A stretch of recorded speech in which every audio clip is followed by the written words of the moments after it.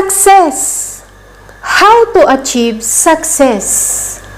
The road to success is through hard work, perseverance, and sacrifice.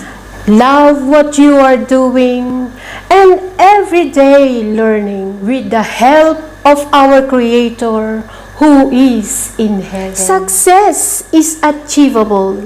Just be positive in your thinking. Focus to your opportunities instead of obstacles which are coming. Give your maximum effort without worrying about the result. Failure is not the opposite of success, but it is the part of success. No retreat, no surrender, they say. Get out from your comfort zone and start to move on.